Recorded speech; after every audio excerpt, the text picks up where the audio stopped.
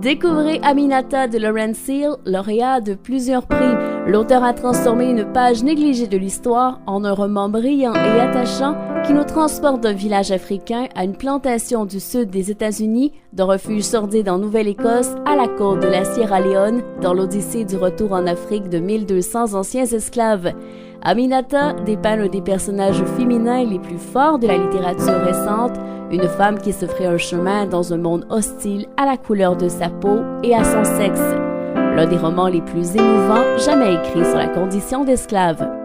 Vous écoutez Samedi de lire avec l'auteur invité d'Amélie Boivin-Enfield. On est maintenant rendu au moment de l'émission. Mon auteur invité de cette semaine, Victoria Islip. Je vais lui présenter les ouvrages que j'ai lus cette semaine et on va commencer avec le premier. La nuit de feu de Éric Emmanuel Schmitt. Alors, c'est un récit autobiographique de l'auteur Éric Emmanuel Schmitt où il était âgé à l'époque de 28 ans et il est allé faire une randonnée dans le désert du Sahara.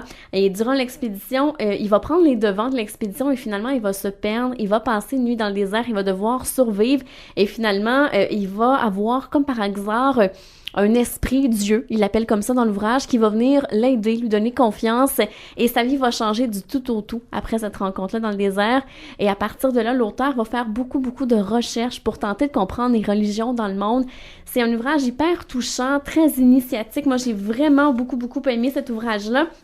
Et il va vraiment ressentir pendant cette nuit dans le désert de la paix, le bonheur, de l'éternité également.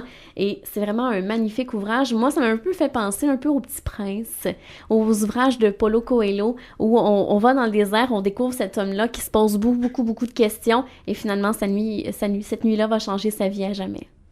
Alors, c'est un bel ouvrage de Éric Emmanuel Schmitt, La nuit de feu. On parle du prochain?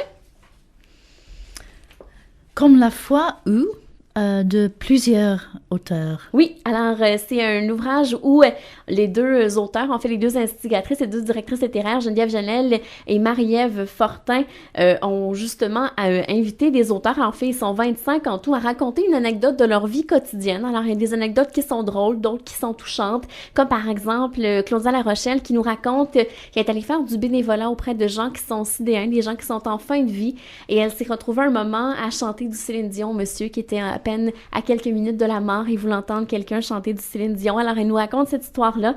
Il y a aussi Jonathan Roberge, qui est un humoriste de chez nous, qui nous raconte qu'il s'est fait droguer une nuit dans un bar. Alors, le verre de champagne qui était destiné à une femme, et finalement, il l'a bu et il était complètement pas toute là cette nuit-là, et finalement c'est ses collègues qui jouaient au théâtre avec lui ce soir-là qui s'en ont occupé parce que et c'est tellement rigolo. Ou par exemple Benoît Roberge qui est un animateur de chez nous, un animateur qui adore le bon vin, la bonne nourriture, et finalement va être victime des frasques d'une fan un peu trop accaparante dans sa vie. Alors c'est drôle, ça fait du bien. Alors un bel ouvrage que les gens pourraient offrir à leur famille ou qu'on peut laisser traîner, ça se lit facilement. Moi j'ai adoré, c'est comme La foi où d'un collectif d'auteurs de chez nous. Le prochain? Le guide des meilleurs vins à prix affordable de Jean-Louis Doucet. Oui, alors l'auteur qui recense les meilleurs produits qu'il a dégustés. Alors on trouve une sélection de 250 produits. Il y a une fiche complète pour chacun des produits qui comprend une suggestion de plats, 3 types de sauces à faire avec ce vin-là. Également les cuissons idéales pour chacun de ces vins-là, avec chacune des viandes qu'on va faire avec ce vin-là. Également des pistes aromatiques complémentaires pour nous aider à harmoniser nos plats avec chacun des vins. Et cet auteur-là, mais en fait ce sommelier-là, a une méthode unique pour réaliser des accords mains-vins parfaits. Alors c'est super intéressant, il l'explique dans l'ouvrage, et tous les vins sont classés par catégorie de prix, alors moins de 15 $, de 20 à 25 $, de 25 à 30 $ et plus, et également il y a une section pour les vins effervescents et les vins desserts. Alors un très bel ouvrage à offrir à quelqu'un qui adore le vin là. Alors un bel ouvrage de Jean-Louis Doucet, ça s'appelle Le guide des meilleurs vins à prix abordable. Et on termine avec le dernier. C'est La princesse et le poney de Kate Beaton.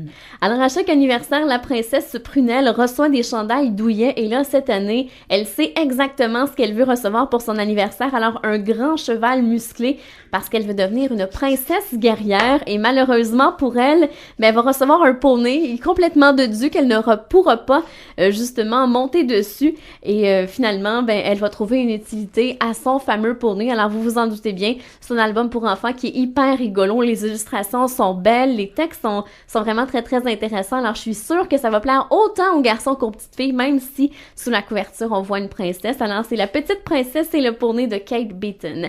On s'arrête et on retourne et ce sera déjà la conclusion de l'émission avec mon auteur invité.